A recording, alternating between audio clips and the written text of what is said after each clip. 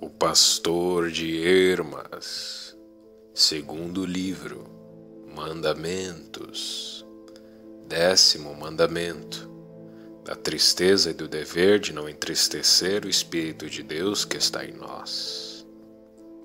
Capítulo 1. Afaste de você, disse ele, a tristeza, pois ela é irmã da dúvida e da ira.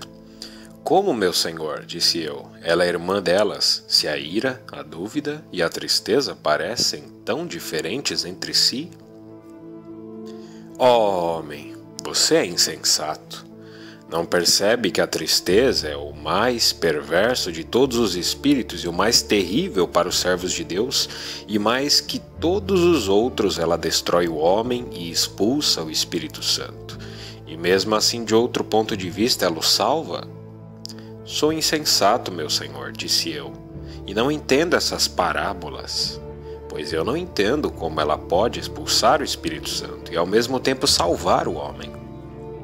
Ouça, disse ele, aqueles que nunca procuraram a verdade nem investigaram a natureza da divindade, mas simplesmente creram quando eles se dedicam a negócios, riquezas, amizades pagãs e muitas outras atividades deste mundo e se confundem com tudo isso, não percebem as parábolas da divindade, pois sua mente, obscurecida por essas ocupações, se corrompe e seca.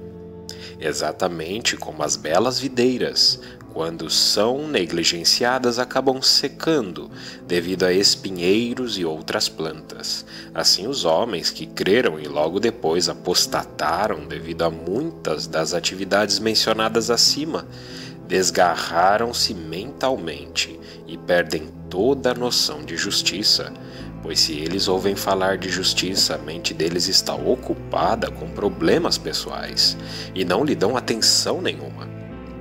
Aqueles, em contrapartida, que temem a Deus e procuram a divindade e a verdade e têm o coração voltado para o Senhor, rapidamente percebem e entendem o que estão ouvindo, porque tem neles o temor do Senhor. Pois onde mora o Senhor, há ali muito entendimento. Apeguem-se então ao Senhor, e vocês entenderão e perceberão todas as coisas. Capítulo 2.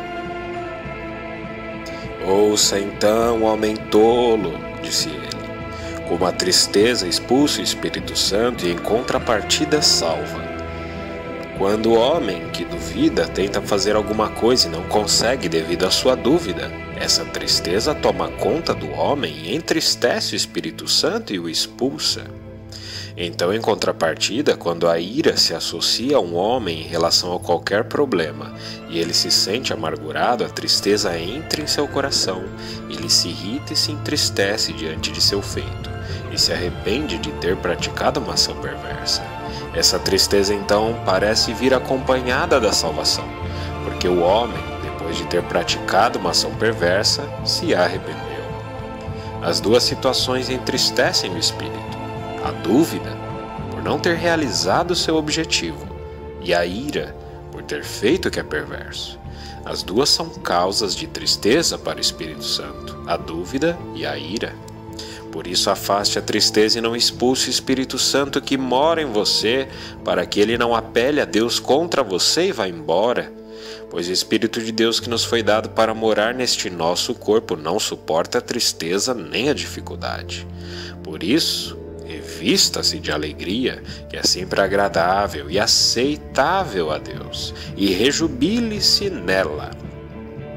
Pois todos os homens, alegres, fazem e têm em mente o que é bom e desprezam a tristeza.